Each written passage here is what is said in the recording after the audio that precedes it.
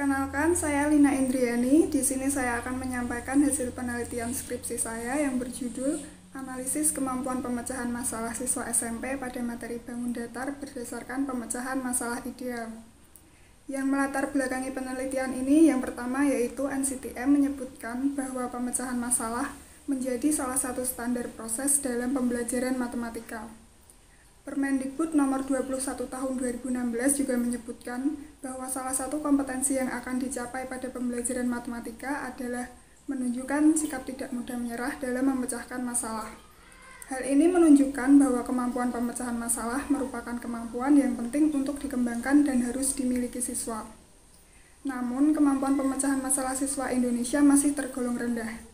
Hasil UN Matematika tahun 2019 untuk jenjang SMP menunjukkan rata-rata nilai siswa sebesar 46,56 yang termasuk dalam kategori kurang dengan standar deviasi sebesar 17,1. Selain itu, hasil survei TIMSS di bidang matematika seperti terlihat pada tabel 1 berikut menempatkan Indonesia pada tingkat rendah. Dari fakta ini, guru hendaknya mengetahui bagaimana kemampuan pemecahan masalah siswanya agar dapat membantu siswa mengembangkan kemampuan tersebut. Salah satu materi matematika pada jenjang SMP yang berkaitan dengan pemecahan masalah sehari-hari adalah bangun datar. Bangun datar menjadi materi prasyarat untuk mempelajari materi selanjutnya, salah satunya bangun ruang, sehingga penting bagi siswa untuk menguasai materi ini. Beberapa ahli telah mengemukakan metode pemecahan masalah, salah satunya yaitu pemecahan masalah ideal oleh Bransford dan Stein. Pemecahan masalah ideal memiliki 5 tahapan, yaitu identify problems, define goals, explore possible strategies, anticipate outcome and act, dan look back and learn. Tahapan ini telah disusun secara rinci sehingga dapat mempermudah analisis langkah pemecahan masalah oleh siswa. Kemudian hasil belajar. Setiap siswa memiliki hasil belajar yang berbeda-beda. Hasil belajar adalah hasil yang diberikan kepada siswa berupa penilaian setelah mengikuti proses pembelajaran. Oleh karena itu, dalam penelitian ini, siswa akan dikelompokkan berdasarkan hasil belajarnya.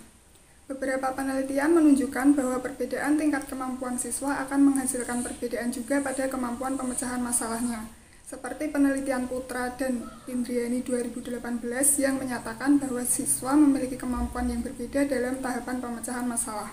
Berdasarkan uraian tersebut, penelitian ini dilakukan untuk mendeskripsikan kemampuan pemecahan masalah siswa SMP pada materi bangun datar berdasarkan tahapan pemecahan masalah ideal.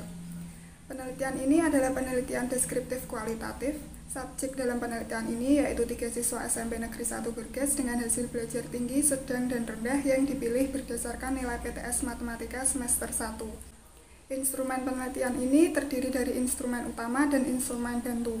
Pengambilan data dilakukan dengan tes, wawancara, dan dokumentasi. Kemudian keabsahan data dijamin dengan triangulasi teknik serta analisis data berupa reduksi data, penyajian data, dan penarikan kesimpulan. Kemudian hasil dan pembahasan. Yang pertama untuk subjek dengan hasil belajar tinggi atau S1. Pada tahap Identify Problems, S1 dapat menyebutkan informasi dan masalah inti dari setiap soal dengan detail dan benar. Pada tahap Define Goals, S1 dapat menyebutkan tujuan dari setiap soal yang diberikan dengan lancar dan benar. Kemudian pada tahap Explore Possible Strategies, berdasarkan jawaban dan hasil wawancara menunjukkan bahwa S1 dapat menyusun rencana penyelesaian dengan lancar untuk setiap soal yang diberikan. Namun S1 belum mampu menemukan alternatif cara lain untuk menyelesaikan soal.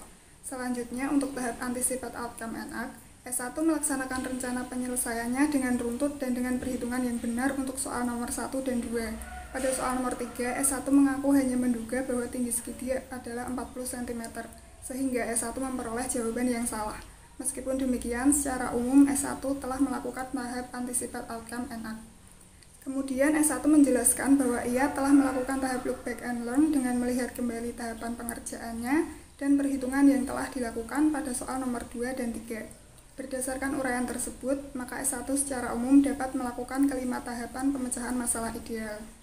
Selanjutnya adalah subjek dengan hasil belajar sedang. Pada tahap Identify Problems, S2 dapat menyebutkan informasi dan masalah inti dari setiap soal dengan detail dan benar.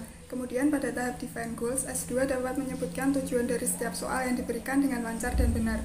Pada tahap Explore Possible Strategies, berdasarkan jawaban dan hasil wawancara menunjukkan bahwa S2 dapat menyusun rencana penyelesaian dengan benar untuk setiap soal yang diberikan. S2 juga telah mampu menemukan alternatif cara lain untuk soal nomor 2. Selanjutnya, untuk tahap Anticipate Outcome and Act, S2 melaksanakan rencana penyelesaiannya dengan runtut dan dengan perhitungan yang benar untuk soal nomor 2 dan 3.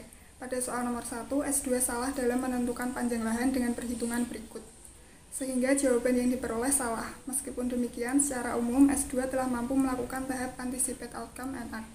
Kemudian S2 menjelaskan telah melakukan tahap Look Back and Learn pada semua soal yang dengan melihat kembali jawabannya dan memeriksa setiap perhitungan yang dilakukannya. Berdasarkan uraian tersebut, maka S2 secara umum dapat melakukan kelima tahapan pemecahan masalah ideal. Selanjutnya adalah subjek dengan hasil belajar rendah. Pada tahap Identify Problems, S3 secara lisan dapat menyebutkan informasi dan masalah inti pada soal nomor 1 dan 3 dengan benar. Pada soal nomor 2, masalah intinya yaitu mencari luas hamparan rumput di daerah abu-abu. Namun S3 menyebutkan pada daerah putih, seperti dalam kutipan wawancara berikut. Namun demikian, S3 secara umum telah melakukan tahap Identify Problems. Pada tahap Define Goals, S3 dapat menentukan tujuan dari soal nomor 1 dan 3 dengan lancar dan benar. S3 tidak dapat menentukan tujuan soal nomor 2 karena pada tahap sebelumnya, S3 salah dalam mengidentifikasi masalah. Namun demikian, S3 secara umum telah melakukan tahap Define Goals. Pada tahap Explore Possible Strategies, S3 menyusun rencana penyelesaiannya dengan benar untuk soal nomor 3 saja. Berdasarkan jawaban tertulis dan hasil wawancara, diketahui bahwa untuk soal nomor 1, S2 menyusun rencana dengan asal-asalan, dan untuk soal nomor 2, S3 tidak dapat menyusun rencana penyelesaian dengan benar karena melakukan kesalahan dari tahap sebelumnya. Dengan demikian, S3 tidak melakukan tahap ketiga.